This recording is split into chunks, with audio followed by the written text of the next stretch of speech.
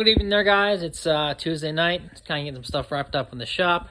I did a little maintenance in the little Blue Eagle after I got home. Power steering was a little squealy on the way home. And then I realized I popped the hose and tightened the belt thinking it was just loose, and then I realized I was missing half the cogs off of it. So I put one of those on quick, but we're all ready to go.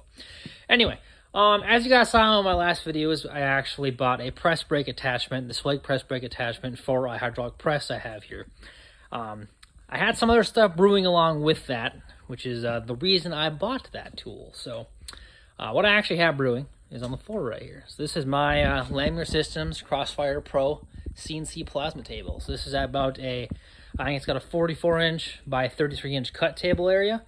Cut area basically. It's just full CNC. It's basically built apart on SolidWorks, which is I'm very familiar with as being a mechanical engineer. That's what I use every day at my job actually.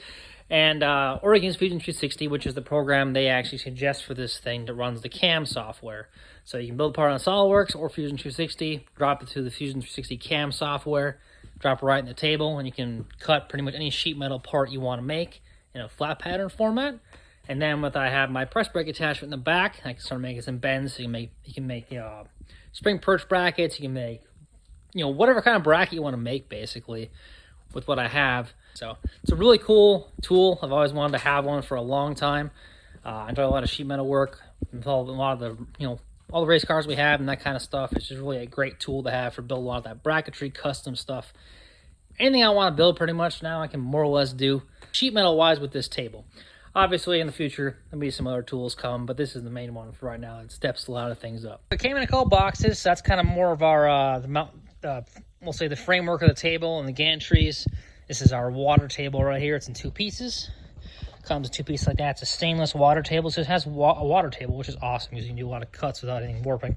That's a full box of electronics. And I also bought the Razor Weld 45 with the machine torch, which basically that just allows for the torch to come in directly from the top instead of coming from the side like a conventional plasma cutter torch would be. It just allows a lot less strain on the gantry basically, so you won't end up with a lot of the hose flopping around, that kind of thing. So with only a couple extra $100 I think, or something like that, to have the machine torch, and it's just a lot better running machine that way. I also got a couple other add-ons. This is the machine torch mount because it's different than the stock one. And then I also bought the limit switch kit, which basically just allows limit switches on the X and Y axes to you can make the machine go back to home, that kind of thing, and also limit it with travel, all that kind of stuff. It doesn't need a limit switch on the Z, obviously, because it already has one for what it does. And I'll probably order the THC add-on at some point. I just don't need it right now, so I did not do that. But anyway, so in this plasma cutter I bought right here, this is the second level. So this will cut up through half inch thick steel plate. If you want to do 5/8, you can order the Hypertherm version. But for the price point this was at for me right now, I didn't decide not to go with that option. Because I'm probably not going to do much more than half inch at this time in the shop. So we'll get to unboxing this stuff, kind of show you guys fully what we have here, and then we'll start the assembly process.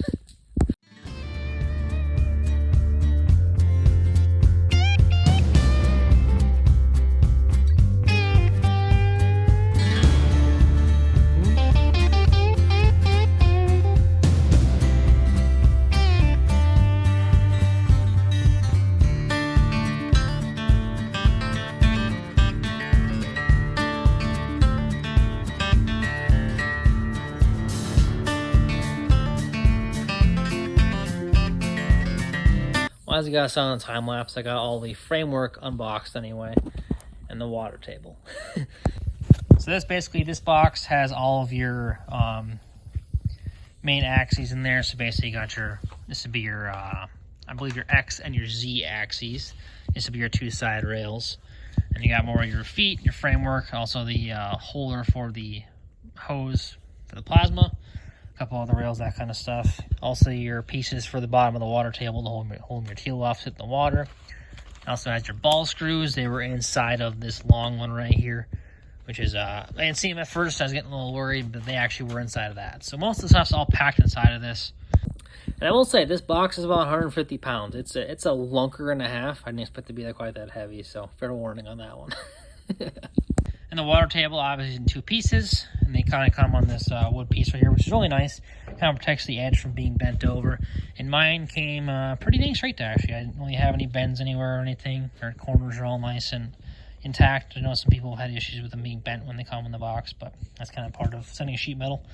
And also got the braces that came inside the box with the water table.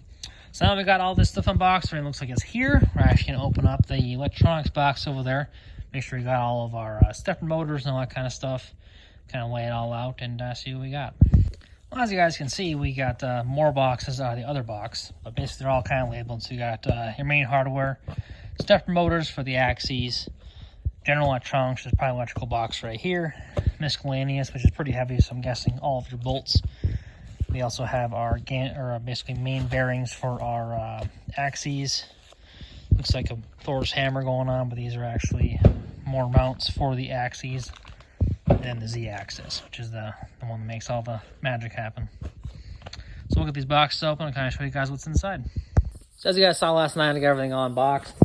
And then kind of make sure it had everything. And with that, too, you can obviously go on the Langmuir site. Go on the Langmuir site and pull up the assembly instructions and that kind of stuff. They have it all on their website. It's very easy to use, actually. You pretty much pick which assembly you're going to. Just go down to support, basically, right here. And you can go to support, drop-down menu, and do assembly. Assemblies are over here for any of the assemblies you're going to have. Obviously, we did the Pro. Open it up, and it tells everything that's inside boxes, quantities, all that kind of stuff, so you can make sure you have everything. And it kind of tells you exactly what materials you're going to need first and where to start. It kind of goes with nice blow-up pictures like this as you go through your assembly of putting things together and making it all work. So very nice instructions overall. And we'll kind of get started with this. I have this really fancy laptop stand here. It's a pretty expensive one. Right now, because the Wi-Fi is at the house, and just catches it through that window in the shop here. So if you're in the middle of the shop, it won't quite catch it even on our phones either. So, but anyway, I'm gonna kind of get everything unboxed here and stuff. I also ordered a couple other things too. I ordered some inserts for the bottoms of the feet, and also some wheels for this thing. It came with little stands originally, and this is something I saw a different guy do on his Crossfire Pro. I kind of liked how it was. Basically, it's using feet that are tires, but they also have an adjustable stand in them too, so you can level the table on your floor. And when you're done cutting for the day, and you want to have it so it's movable, obviously, because all of us have, too much stuff and too small of a shop. How anybody goes. You can just kind of, use a little thumb wheel, pull up the actual feet, and you can roll it wherever you want to put it. So I'm gonna get to unpacking everything, make sure I'm going through all this, and we'll start assembling. I do have to say, I do love how organized and labeled all these bags of hardware is. I mean, you got lengths on there and quantity per bag and everything. Well, actually not quantity per bag, I guess, but you basically have all your lengths, exactly what they are. Very well labeled, very easy to figure out and see what's going on. These are the tires I was talking about I got. So basically they have a leveling foot and a tire both into one. So my McMaster car inserts didn't quite come yet, so I am going to put the original leveling feet in there for right now, just until they come so I can actually level the table. Since in the process they wanted to actually level the main frame as tight as possible, I believe it's down to a 32nd of an inch, so you have it as basically the gantry can go smooth as possible on it. So I am going to put them on for right now, just so I can level the table before I tighten up all the fasteners.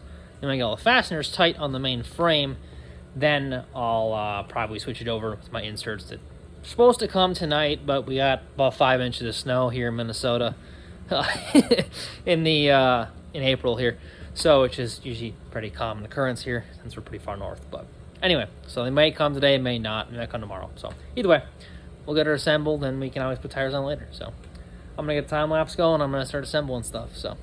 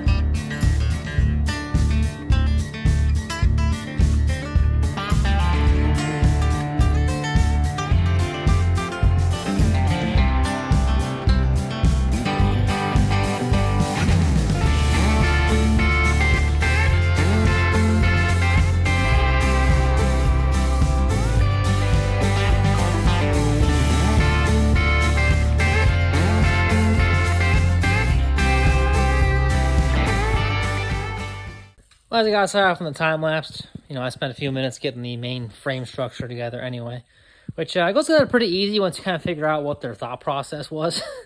So anyway, pretty simple put together. And they want you to leave it loose because I remember it was looking at the directions here on the screen, and it was, I think it's down here more.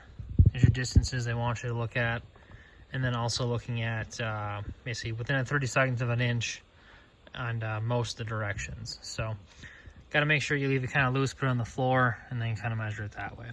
One thing I will say when looking at the directions here, this bolt orientation makes sense. So this bolt right here does go basically inside of this tube down the bottom right there. And that kind of got me goofed up because the picture they show right here makes it seem like it doesn't. What they're showing you is the pieces are reciprocals of each other. But anyway, how they go though, these end pieces all have the big hole on top, much as what the book shows. So you got the big holes on top on both sides, and the bolt is down in there like that. This is where the gantry, basically the rails for the gantry slot anyway. So, but anyway, it's pretty easy to put together once you kind of get your head wrapped around that for a second. Somehow I was just overthinking it, truthfully, but which, you know, happens to the best of us once in a while. But anyway, I'm gonna get a level out. I'll kind of go through and level this thing out, and I'll also put the feet on it just for now, like I was talking about, just so I can level on the floor right here. Make sure you get everything nice and level and straight with the longer level, and then I'll tighten it all up, and then I can pull the feet off later and change over the wheels once I get the inserts from McMaster tomorrow probably. Basically the sheet calls out so the directions call out basically 1/32 of an inch difference between, can't be any more than that from this distance here and that distance there. And they also want you to use a square to make sure basically the whole thing is not racked over all this way. And luckily from the years of building houses, we got monstrous levels on hand. So I got that one actually leveled pretty easily. You don't have a level that long though. You can obviously use a shorter one on this parallel right there and get the job done. So and also making sure it's level on the floor first before you tighten everything up. That way you're, you know, straight everywhere you can be before you start moving it around.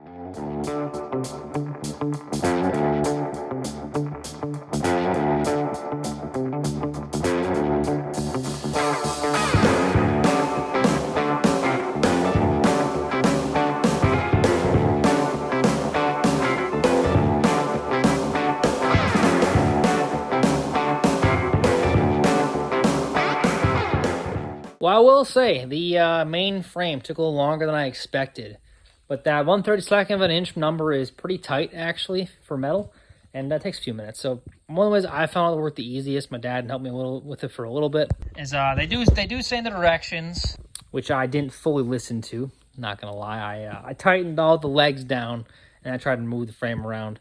And then I read the direction and said, don't tighten the legs yet, just snug them. So then, you know, had to undo that for a few minutes.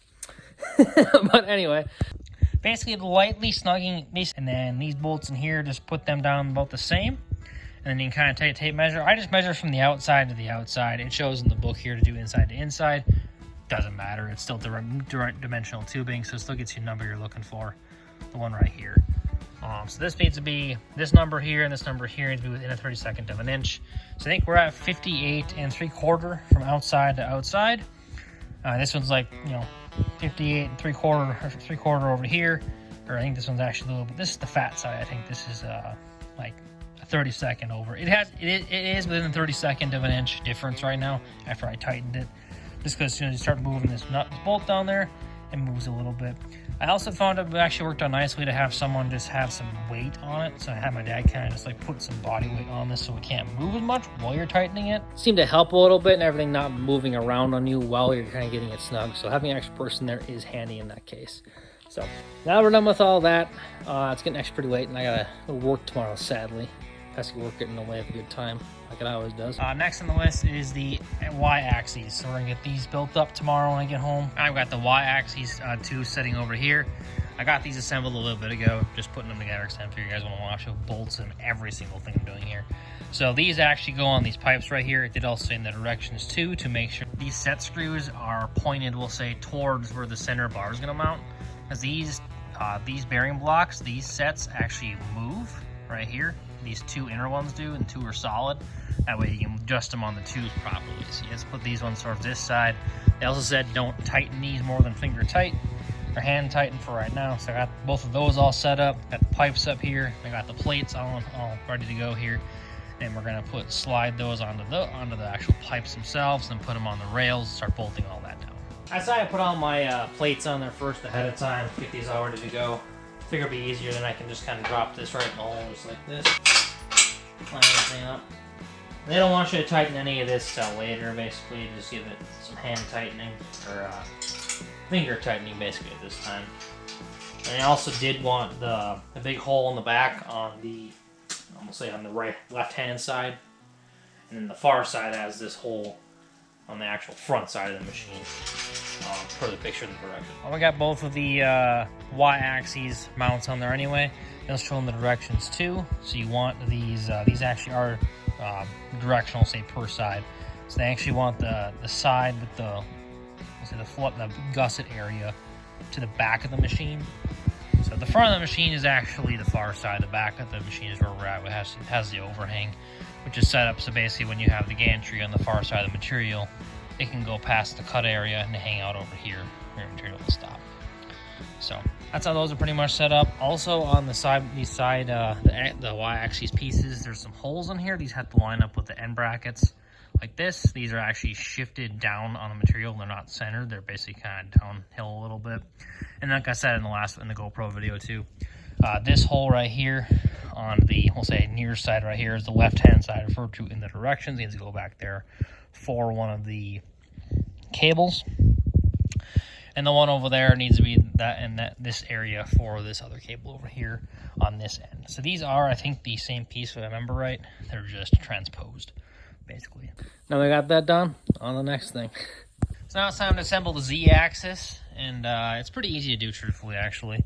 So more or less, you have this mount back here, which is going to go across the I guess it'd be like the X and the Z axis, because basically the X axis is going to be the side to side, which is a cross pipe, and then the Z is going to be up and down, obviously. So this goes onto that pipe itself, and this is actually your whole Z axis unit. So basically you have your up and down as your ball screw inside there with a sharp motor on it.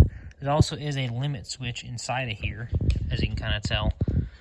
Let's see if I can see with the camera here. You can kind of see where it. All right, you can be this way. Can't hear it click the best this way, but basically if this is sitting on the piece, your torch would sit right here, and then obviously the machine is going to push it down on the material, and then it's going to pop this up. If I can pick it, there we go. Pop that up, and it will know that's the material's located at. So that's how that works. So we're going to mount this piece to this right now, which is going to be these two quarter 20 screws. And then I actually have a different mount for my plasma torch, because I actually bought the machine torch version, which is a vertical torch instead of the regular handheld. This is the original handheld that comes with it. So basically this is just one piece bracket. It goes right here and just has a hole. That's basically a holder on the bottom right there, which holds your 90-degree hand torch you usually would have. The machine torch version basically has two different clamps. Sorry about the camera angle for a second. Two different clamps just like this, different heights, and then it actually clamps the torch fully, since it's a barrel style torch. And then it comes with new hardware and all that kind of stuff to bolt all that on to the Z axes. So I'm kind of happy with that. It can be a lot better off running faster speeds on this thing without the hose whipping around and kind of making all of the gantries kind of bounce and have to deal with the weight of the actual hose moving around more than it really needs to. So anyway, I'll put the time lapse on. I'll get this thing assembled here quick, and then we'll get the X-axis pipe put in place in a few minutes here.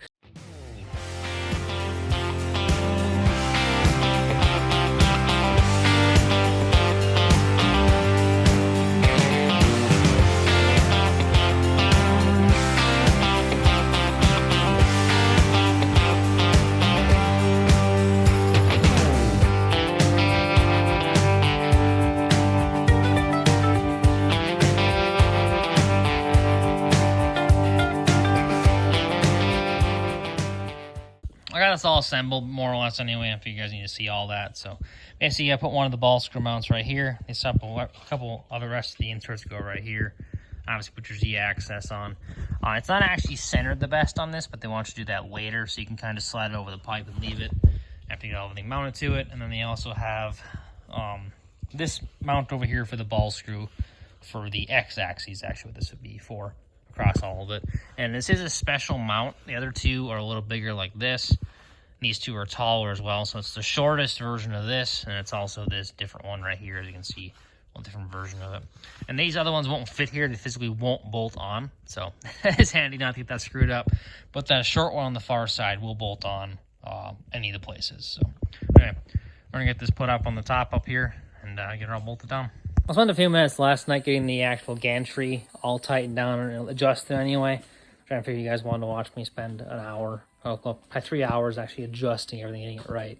But I will say, honestly, following the directions of this perfectly, so you actually, the way they say to tighten all this stuff down, in the order they say to tighten down, very imperative. So I did it the wrong way first, and it fought me. So, but now I got a very nice moving gantry. You can kind of just push a couple fingers, just like that. Rolls nice and easy. So, and it's got stepper motors driving it too, so it's got to roll pretty easy like that. So they're a little finicky to actually tune all these in properly and get them all tightened down and all that kind of thing. But it does get there, and it takes a little bit of time, but it actually works out pretty dang well. So next on the list is actually the water tables that they have next. So I'm going to get that put up on the actual frame itself right here. Wash the seam, get that basically washed up and glued and bolted together before I call it for the day. So we'll get started. So I got the water table halves up on the framework itself here. And the only thing to make sure of is too that the ends are pretty straight. As you can see, mine's got a little bit of bent. It was pretty dang straight. I tapped these in with a hammer a little bit and got them most of the way straightened up. And also took some brake cleaner on a rag and washed both sides to, because these are covered in cosmoline actually, so they're pretty oily. And we all know silicone oil don't really mix if you're gonna seal something. So got these all washed up. So I'm gonna get the hardware ready to go. Put a nice big thick bead of silicone on them, and then bolt them together, and they'll dry overnight.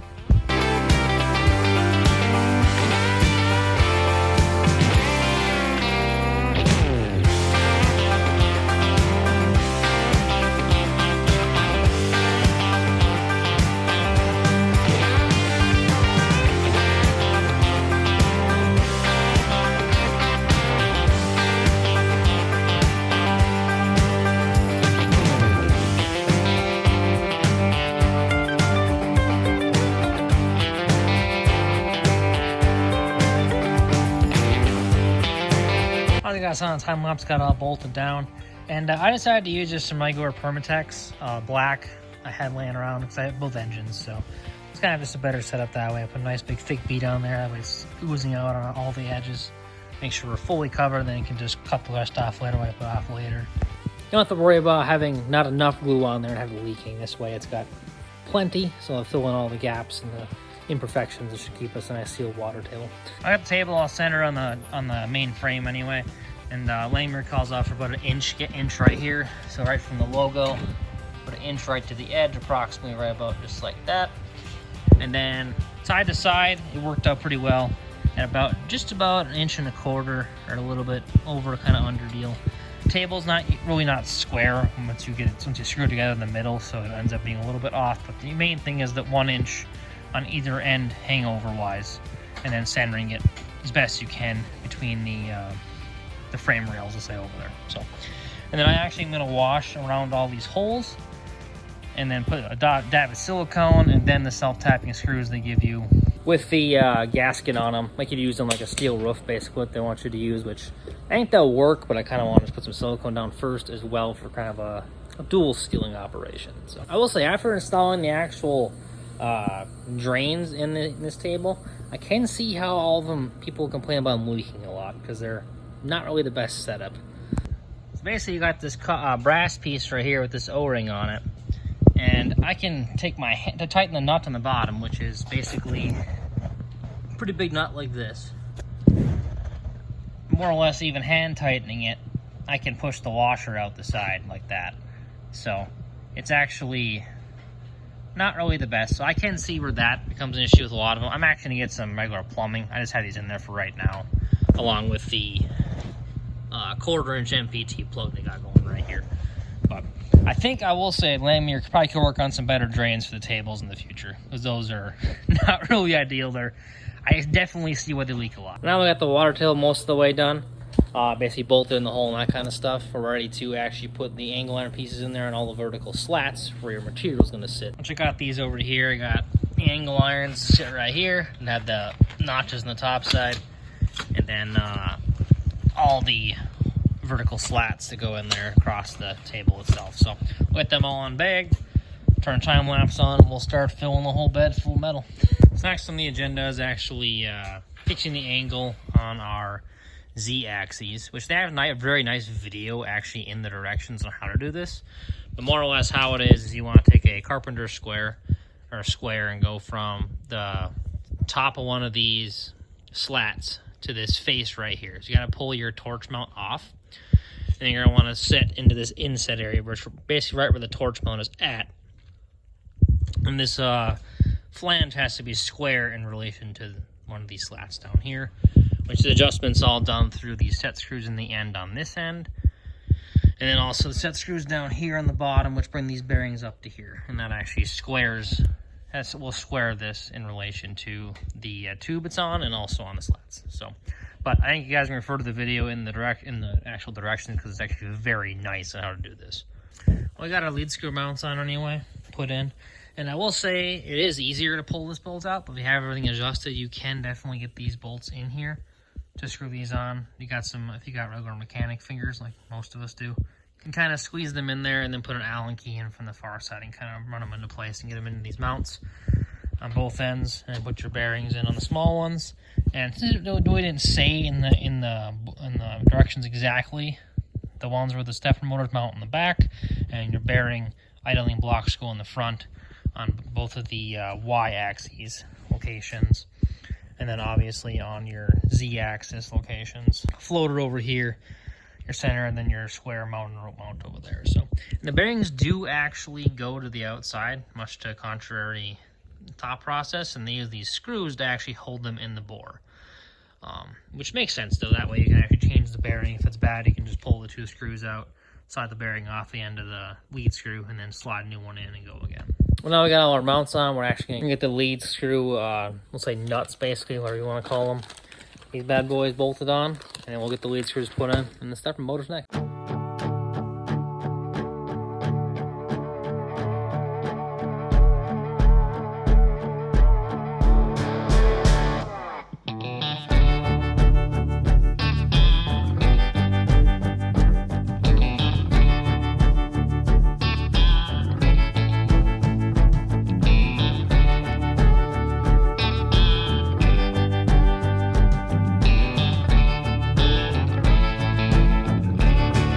I got stepper motors all unboxed anyway. I'll show you guys a little bit what's going on with those. So basically got 3 NEMA 23 stepper motors anyway. So there's 2 with a short cord, 1 with a long cord. So your long cord goes obviously on the far side, and your 2 short cords stay on the, we'll say, right-hand side of the table from where we're looking currently. Mounts kind of on the X-axis, gantry across right there, and the other one mounts right there. And I will say, I would definitely assemble the couplers together before you start, because there's these really tiny little screws that go in the coupler, and some of them are a little tighter. They don't all just go right into the coupler easily, which is pretty common with these couplers because they're machined and they're cut usually, so they end up with a little bit of burrs in them. So, and he has a tiny little Allen. It's like an 1/8 inch Allen, I think this is. Probably something like that. Anyway, I got these ready to go. Just make sure, don't tighten too much. Make sure they can slide over your motors easy. And then you can mount your motors in there and put the couplers on. Well, the couplers have to go in at the same time. But anyway, get your stuff ready to go that way before you start. And you're ready to assemble all these and to get your lead screws all set up at the same time while you're assembling it all. So I will say, once you get past the gantry kind of portion of actually getting all this main, X-axis gantry kind of moving smoothly and correctly, all that tuning that goes on with that, once you get past all that, it goes together pretty quick. It's kind of getting all that main structure aligned and leveled and that kind of thing, and the tuning of that, these bearing ends on here, because if any kind of room in the pipes, you got to tune those bearings pretty heavily to get them so it's not tight in some spots. Once that's done with, then it kind of just bolts together pretty nicely. I got the stepper motors all installed, all bolted in. They want you to leave these couplers loose for right now. You actually tighten those in a later step, so basically just having them on there sitting here for right now is fine. You also want to leave these loose. These aren't to be tightened up yet either. Obviously the coupler is the same way. So they can still slide and everything, but they're not, turning anything, say, in this case. But And then this wiring gets mounted on the bottom side of that. But first things first, next they actually want us to put on the bracing. So there's actually a brace that goes from this leg to the top right here. There's also a brace that goes in between these two. It's kind of like a full kind of kind of like a C-shaped brace on the far side to keep these legs sturdy. So I'm going to put all those braces in, and then I'm actually going to pull my feet out because I have inserts with wheels. I'm going to put in this thing after that. After the chassis itself is all fully braced up and solid, I'll do that. So let's get to it. So I didn't really end up taping, putting all of the bracing on and the tires and stuff, and figured you guys wanted to just watch a guy put in self-tapper screws forever and change wheels and stuff. So anyway, this is how it turned out. So we got the tires. I got these tires off Amazon. I'll put the link in the description below, just what I got them, and also the inserts from McMaster. So these basically just slide up in the tube. They're a plastic insert with a thread in the middle, M10, and then we got an M10 wheel with the basically foot, then also has a tire option, so you run the finger wheel and it picks it up and you can roll it around wherever you want to go. And the bracing just sits in there just kind of like this. So this piece goes up, screws into here, then screws into the back side of this square tube, and that's the end stuff right there. So I did all this structural work first, and then I took a floor jack actually, and I jacked up underneath here on the back side of this tube right here to pick up that side of the table. The table's pretty light actually right now, so I was able to do that pretty easily. And then I pounded out my little foot pieces, which I have these little foot pieces right here.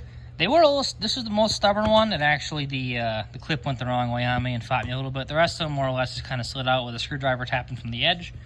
And I changed them just because the threads and the new tires didn't quite fit them. But you can't get tires with a smaller, basically, stud that would fit in here. Is going to be a similar size to what I have. And I did build it with the original ones off the bat just because I want it to be level where it's sitting. The floor has a slight angle over here. It's not ridiculous, just a little bit, and I know that. So basically I wanted to level it all with those before I put my tires on. That's also why I got the chassis all screwed together before I changed the tires and picked it up and moved it around, because my gantry was not affected by this at all. It all moved pretty nicely. I guess I can't run both these at the same time, so it's hard to really show. But anyway, I got all that done, so we're in a pretty good spot now. I'm ready to put the electrical box on, but I decided not to yet because I actually want to build a shelf that goes in the lower portion of this table to actually hold my plasma cutter and some metal cutoffs, and just and probably a bucket for also drain the actual water table itself. So that way the table's all self-contained. I can roll it around. Everything's on the table. I don't have to like worry about cords getting caught and all that kind of thing. So, but I'm gonna make this kind of a two-part series just because there's a lot of info, and a video it's an hour and a half long. Nobody wants to sit there that long for. I'm one of the people the same way. So anyway, it's kind of a wrap for this video. I'll catch you guys in the next one. Well, thank you guys for watching the channel. If you enjoyed what you saw, hit that like button, smash the subscribe button there too. We'll catch you all later.